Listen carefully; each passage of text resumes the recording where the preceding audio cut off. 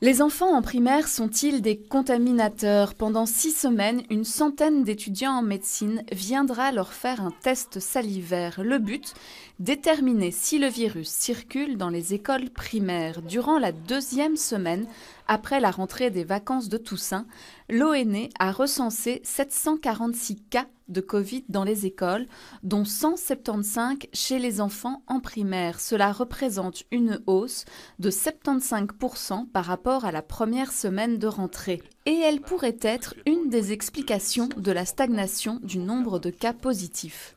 Une des explications, c'est bien sûr la reprise de l'école il y a 3 semaines, avec la notion qu'on a actuellement, effectivement, en plus, une augmentation des cas positifs qui sont diagnostiqués chez les enfants de moins de 9 ans. Et lorsqu'on dit de moins de 9 ans, il faut être clair, c'est essentiellement dans la tranche 6 à 9 ans, donc celle de l'école primaire, et une augmentation par rapport à la semaine passée de 46%. En nombre absolu, cela représente peu de cas. On en compte 3 la semaine dernière sur toute la région bruxelloise. Mais les scientifiques ne savent pas comment circule le virus dans le système scolaire.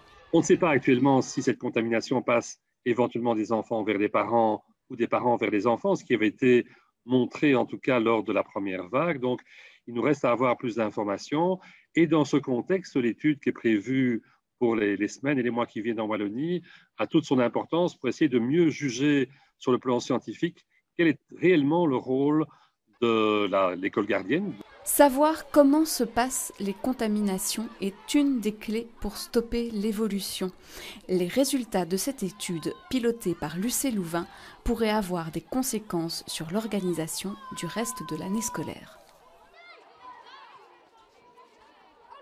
Les enfants en primaire sont-ils des contaminateurs? Pendant 6 semaines, une centaine d'étudiants en médecine viendra leur faire un test salivaire. Le but, déterminer si le virus circule dans les écoles primaires. Durant la deuxième semaine, après la rentrée des vacances de Toussaint, l'ONE a recensé 746 cas de Covid dans les écoles, dont 175 chez les enfants en primaire. Cela représente une hausse de 75% par rapport à la première semaine de rentrée. Et elle pourrait être une des explications de la stagnation du nombre de cas positifs.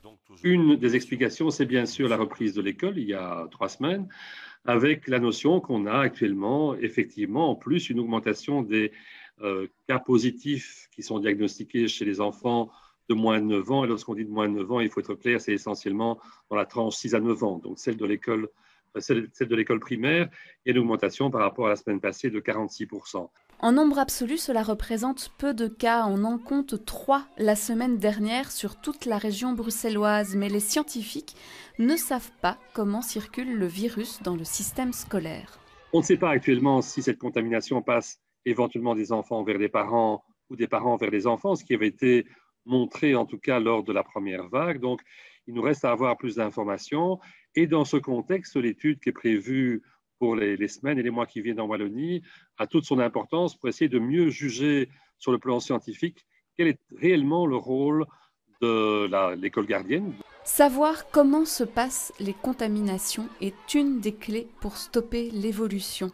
Les résultats de cette étude, pilotée par l'UC Louvain, pourraient avoir des conséquences sur l'organisation du reste de l'année scolaire.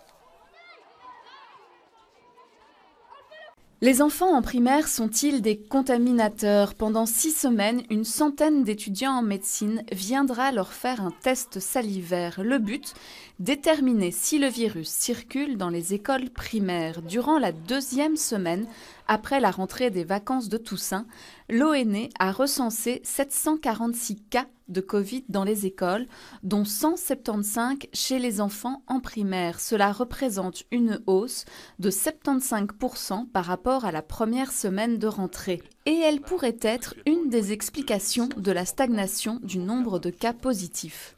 Une des explications, c'est bien sûr la reprise de l'école il y a 3 semaines, avec la notion qu'on a actuellement, effectivement, en plus, une augmentation des cas positifs qui sont diagnostiqués chez les enfants de moins de 9 ans. Et lorsqu'on dit de moins de 9 ans, il faut être clair, c'est essentiellement dans la tranche 6 à 9 ans, donc celle de l'école primaire, et une augmentation par rapport à la semaine passée de 46%.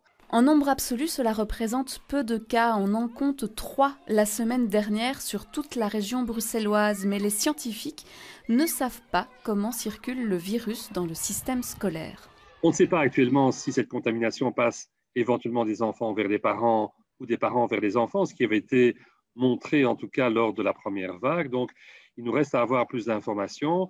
Et dans ce contexte, l'étude qui est prévue pour les semaines et les mois qui viennent en Wallonie a toute son importance pour essayer de mieux juger sur le plan scientifique quel est réellement le rôle de l'école gardienne. Savoir comment se passent les contaminations est une des clés pour stopper l'évolution. Les résultats de cette étude, pilotée par l'UC Louvain, pourraient avoir des conséquences sur l'organisation du reste de l'année scolaire.